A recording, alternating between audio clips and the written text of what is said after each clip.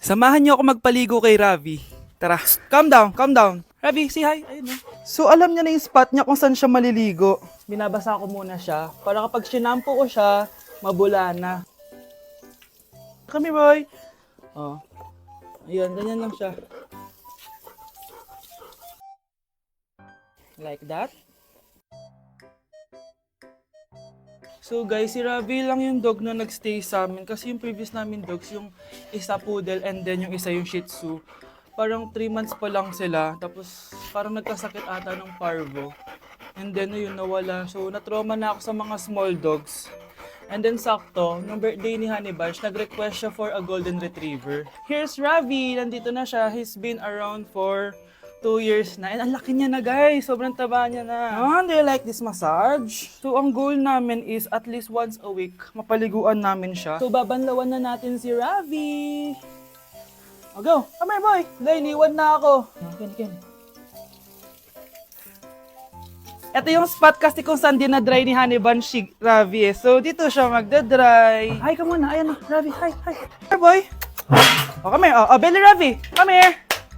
Ravi! Gusto nyo nang binabelly rub siya, guys. Oh, belly Ravi. Oh, belly Ravi! Guys, ano? Belly Ravi. Belly Ravi. Belly Ravi. Say bye-bye. Ganda nito, oh.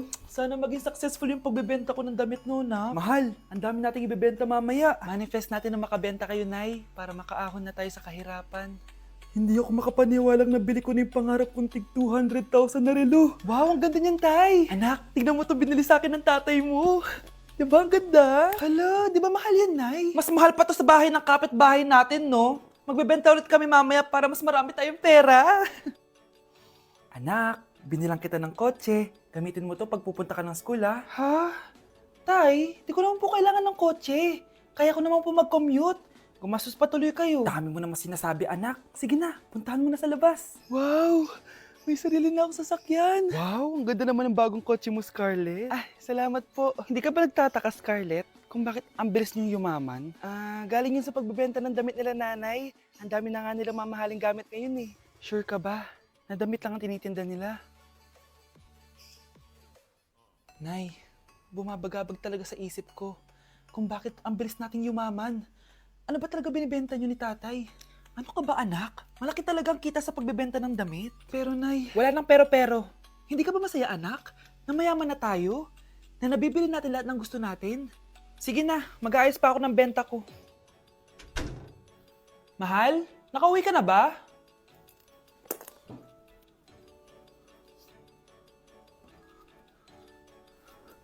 Ano ba talagang laman neto? Nagbebenta sila ng laman loob ng tao. Wow! Sobrang ganda, mahal! Buti naman nagustuhan mo, mahal. Nga pala, kinuha ko na yung laman loob ng kapitbahay natin. Si Rosa? Malaking pera na naman to. Mahal, hindi dapat malaman ni Scarlett to, ha? Ano yun? Nasaan yung ledger? Nandito lang yung kanina. Ba't mo winala yung ledger, mahal? Nandun lahat ng mga sikreto natin. Sinong tao dyan? Cheers! Hindi ko na kaya! Careful! Ay! Wala akong magawa ngayon kaya naman, let's do the spicy noodle challenge! Sabi nila sobrang anghang daw neto. Ano pang gagawin natin? Eh dilutuin na to! Eto na siya. Ilagay na natin yung sauce. Siyempre, ilalagay natin lahat. Guys, legit, kinakabahan ako. Grabe oh, sobrang red ng sauce. Parang sobrang anghang talaga nito. Iba yung kaba ko ngayon, promise. Haluin na natin. Okay, first kain. Basic lang to sa akin, promise.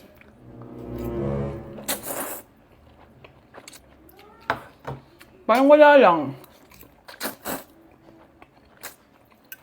Napaka-basic. Parang level 1 lang siya. Wala siyang bahid ng kaanghangan. Guys, uubusin ko to para sa inyo.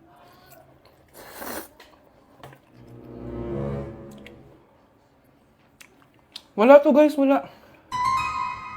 So, bumili din pala ako na tong... Oh my... Natunaw yung ice cream ko! Di guys, ano lang to? Di ba? Wala man. Basic.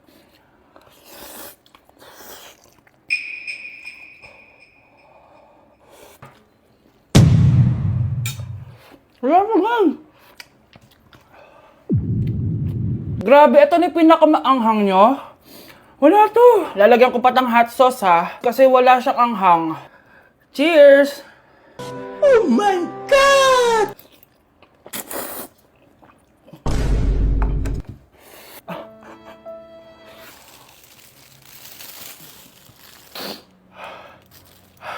Honey Bunch! Tikman mo to! Ano, basic lang? Yes. Guys, malapit ko na siya maubos! Oh! Oh! Hindi ko na kaya!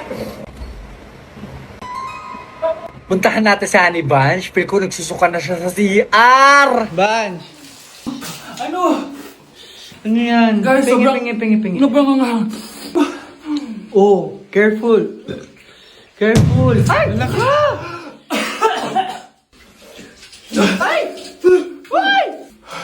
Next challenge tayo ng spicy. Ayoko na. Wow! Gising na siya. Ang pala mo nandito sa bahay. Nay, wag ngayon please. Alam mo, bilib din ako sa'yo eh. Wala na nga tayong makain, nagpabuntis ka pa. Buti pa yung anak ni Rosa. Pag-aaral ang inatupag. Nakakawalang gana. Yan, umalis ka. Diyan ka magaling. Kasalanan mo to! Sinira mo yung future ko! Ate, please, tigilan mo yan. Walang kasalanan yung bata. Hindi! Dahil dito, galit sa akin si nanay. Kaya dapat mawala na to! Ate, wag! Ate! Anak, kain ka na. Nay? Sorry anak ha sa mga sinabi ko. Hayaan mo, babawi ako sa'yo ha. Thank you, Nay. Nay, sumasakit yan ko. Nay! Oo, yung pinag-usapan natin ha. Hihintayin ko ng mga anak tong babaeng to. Pag nabigay ko na yung bata, ibigay mo na agad yung pera sa akin ha. Palak ibenta ni nanay yung anak ko. O anak, okay ka lang? Walang iya ka, Nay! Ang sama mo! Akala ko, totoong nagbago ka na. Pera pa rin pala yung nasa utak mo. Abay, bakit? Wala ka nang pakinabang dito. At least yung anak mo, mapapakinabangan ko. Wala ka namang papakain dyan eh. Napakasama mo! Lalayas na ako sa impyernong to! Sige, lumayas ka! Sino tinakot mo? Tignan natin kung saan ka pupulutin. Hello, Bes. Hello, Bes. Kilala mo ba si Edward? Oo, Bes. Siya yung ama ng dinadala ko. Mayaman pala sila, Bes. Gusto kanyang makita kasi gusto niyang panagutan yung baby mo. Talaga? Oo, Bes. Ito na yun, Bes. Bes, hindi mo na kailangan magtiis na nanay mo. Hindi pwedeng anak ko lang ang makikinabang sa yaman ng lalaking yun. Dapat ako din. Anak, kunin mo yung cellphone ko sa kwarto. May tumatawag ata. Sige po, Nay. Sabi cellphone ni nanay. Anak, bilisan mo naman. Ay, salamat naman. Nakatae din. Scarlett, ba't nandyan ka? Eh, di ba pinukuha ko sa phone ko? Pinagsasabi mo, Nay. Kanina pa ako dito sa loob. Nay, ito na po cellphone niyo. Sino yan, Nay? Bakit kamukha ko? Teka lang. Bakit dalawa kayong Scarlett?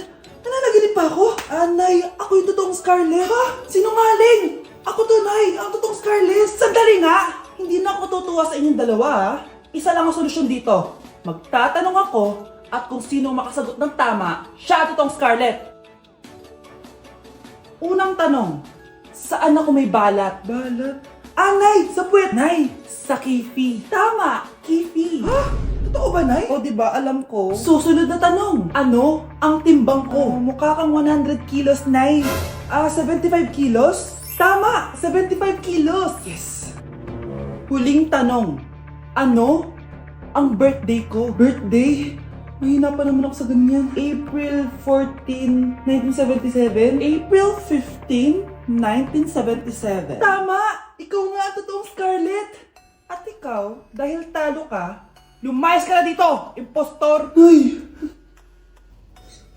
Sino ba kasing Scarlett na yun? Bakit kamukha ko siya? Anak, kilalang kilala mo talaga ako, no? Siyempre naman, Nay. Anak mo ko eh. Worth it lahat ng pagpaparetoke ko dahil sinira mo ang mukha ko noon. Ngayong napaniwala na kita, gaganti na ako sa'yo. Nay, maniligaw ko nga pala. Hi tita, ako nga pala si Enzo, ang soon-to-be jowa ni Scarlett. Enzo? Anak, di ba yan yung anak ng mayor? Opo, Nay. Galing mo talaga pumili, anak. Mukhang magkakapera ako A few moments later. O sige, pumapayag na ako na maging jowa mo tong anak ko. Yes! Pangako, tita, hindi ko papaiyakin si Scarlett. Pwede mo na akong i-kiss. Pops! May bayad ang kiss sa anak ko, ha?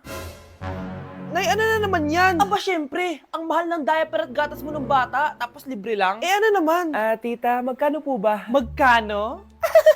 Eto price list. Holding hands, 200 pesos. Hug, 300 pesos. Kiss sa kamay, 500 pesos. Kiss sa noo, 700 pesos. Kiss sa lips, 1,000 pesos. At kung makikipag-date kayo sa isa't isa, 3,000 pesos at dapat sagot mo yung bill, ha? 3 hours lang yun. Kung mag-extend ka, pwede naman magbayad ng additional. At bawal tumawad. Pili ka na lang. Nay, ang mahal naman. Diyos ko. Eh ano naman, business is business. Kailangan ko ma-ROI mga nagastos ko sa'yo. O, ito po, tita. Cheque. Unlimited kiss na yan, na. Cheque? Kahit gumawa pa kayo ng 10 anak. 1 million ba to? Ano to? Idedemanda mo ako? Ano ba ginawa ko sa'yo? Oo, ipapademanda kita. Gagawin mo pa akong business mo, ha? Wala ka namang business permit. Tsaka ang mahal naman ng mga presyo mo. Eh, di naman gano'ng kaganda tong anak mo. Teka lang. Joke lang yun eh. Mahilig talaga ako maganon. Isusumbong ko kayo sa tatay ko, Mayor. See you sa kulungan. Kukulong na naman ako.